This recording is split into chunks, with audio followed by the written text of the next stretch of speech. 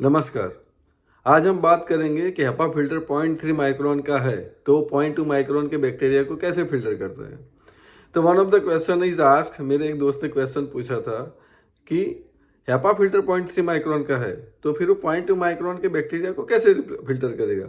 Smallest bacteria है जो Pseudomonas डायमिनिटा, वो 0.2 माइक्रोन का है, तो उसको 0.3 माइक्रोन एफिशिएंसी वाला हेपा फिल्टर उसको कैसे फिल्टर करेगा। तो आज के वीडियो में हम उसके रिलेटेड बात करेंगे। तो सबसे पहले समझते हैं कि हेपा फिल्टर का स्ट्रक्चर कैसा होता है। हेपा फिल्टर का जो स्ट्रक्चर होता है वो जो हमारे घर में जो सी होती है, छलनी होती है, वैसा नहीं होता है। उसका जो स्ट्रक्चर होता है वो एकदम माइक्रोफाइबर का स्ट्रक्चर होता है, एकदम कॉम्प्लेक्स फाइब्रस ग्लास फाइबर का स्ट्रक्चर होता है। वो सिंपल जाली नहीं होता है, वो एक मास होता है पूरा फाइबर का, माइक्रोफाइबर का। और वो मास इतना कॉम्प्लेक्स स्ट्रक्चर क्रिएट करता है, इतने स्मॉल पोर्स क्रिएट करता है कि जिसमें पार्टिकल्स फिल्टर होते हैं, अटैच हो जाते हैं। अब फिल्ट्रेशन कैसे होता है, तो फिल्ट्रेशन 4 तरीके से होता है। There are 4 types of mechanism which works when HEPA filter when the particle passes through HEPA filter. जब पार्टिकल हेपा फिल्टर से पास होते हैं तो 4 तरीके का फिल्ट्रेशन मैकेनिज्म होता है। पहला होता है स्ट्रेनिंग। स्ट्रेनिंग मीन्स जो अपना सिंपल जब हम चाय जैसे फिल्टर करते हैं वैसा स्ट्रेनिंग। तो उसमें क्या होता है कि जो स्ट्रक्चर है, अगर पार्टिकल का साइज उससे बड़ा है स्ट्रक्चर से, तो उसमें वैसे ही वो अटक जाएगा। जैसे हम चाय फिल्टर करते हैं तो चाय के दाने जो अपना जो छलनी है उसका जो सीव साइज है उससे बड़े होते हैं तो उसमें अटक जाते हैं। तो वो सेम मैकेनिज्म से जो पार्टिकल 0.3 माइक्रोन से बड़े हैं, 0.3 माइक्रोन से जो बड़े पार्टिकल्स है वो सिंपल क्योंकि उसकी साइज बड़ी है वो अटक जाते हैं और फिल्टर हो जाते हैं।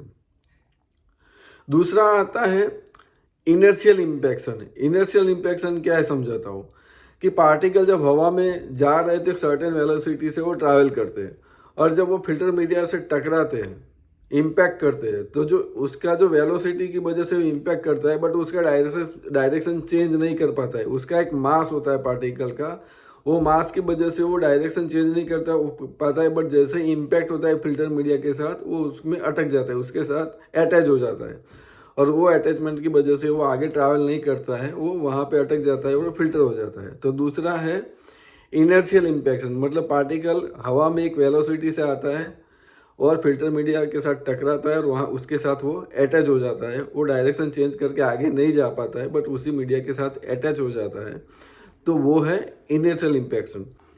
थर्ड मैकेनिज्म है इंटरसेप्शन। इसमें क्या होता है कि जो पार्टिकल साइज 0.3 माइक्रोन से छोटे हैं, 0.2, 0.1 या 0.01, ये पार्टिकल का मास उतना होता नहीं है। तो जब वो एयर में ट्रैवल कर रहे हैं और फिल्टर मीडिया के साथ कांटेक्ट में आते हैं तो उसका वेलोसिटी है बट उसका मास उतना नहीं है कि वो आगे जा सके, तो फिल्टर मीडिया में वो एंट्रैप्ट हो जाते हैं, उसके साथ अटैच होकर उसके साथ एंट्रैप्ट हो जाते हैं। तो वो ये है इंटरसेप्शंस, मतलब जो बहुत छोटे पार्टिकल है वो एयर में ट्रैवल कर रहे हैं बट जैसे फिल्टर मीडिया को कांटेक्ट में आते हैं तो उसमें उतना मास नहीं होता है, उसमें उतना वेट नहीं होता है कि वो अपनी वेलोसिटी से आगे कैरी ओवर हो जाए।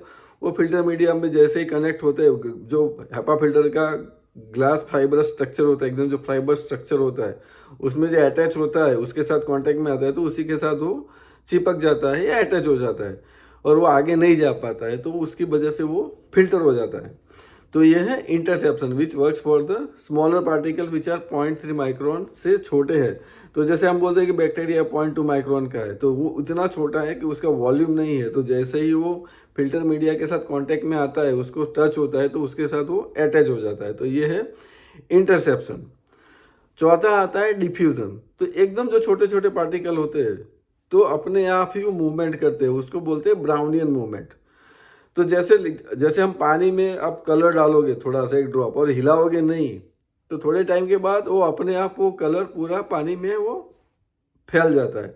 वो क्यों फैलता है, तो हर मॉलिक्यूल का एक ब्राउनियन मूवमेंट होता है, तो ब्राउनियन मूवमेंट की वजह से वो कंटिन्यूस मोशन में रहता है, और कंटिन्यूस मोशन की वजह से जो कलर पार्टिकल है वो पूरे पानी में फैल जाते हैं और पूरा पानी कलर हो जाता है। तो सेम वे से एयर में जब बहुत ही छोटे पार्टिकल है, एकदम छोटे, जो 0.3 माइक्रोन से भी छोटे, वो ब्राउनियन मूवमेंट से कंटिन्यूस मोशन में रहते हैं, और उसी मोशन से जब वो हेपा फिल्टर का फाइब्रस स्ट्रक्चर होता है, उसके साथ कांटेक्ट में आते हैं तो उसके साथ वो अटैच हो जाते हैं और आगे जा नहीं पाते।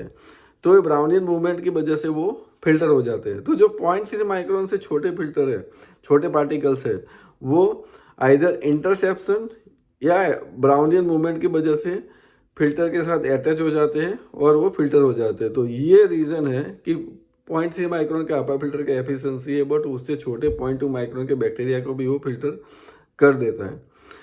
उसका जो स्ट्रक्चर है और ये जो मैंने 4 मैकेनिज्म बताए, वो 4 मैकेनिज्म से पार्टिकल 0.3 माइक्रोन से बड़े पार्टिकल जो स्ट्रेनिंग से निकल जाएंगे, 0.3 माइक्रोन के इक्विवेलेंट पार्टिकल है वो इनर्शियल इंपेक्शन से निकल जाएंगे, और 0.3 माइक्रोन से जो छोटे पार्टिकल है वो इंटरसेप्शन और डिफ्यूजन से निकल जाएंगे। तो आशा रखता हूँ कि मेरा छोटा सा वीडियो आपको ये समझने में हेल्प करेगा कि HEPA फिल्टर कैसे काम करता है।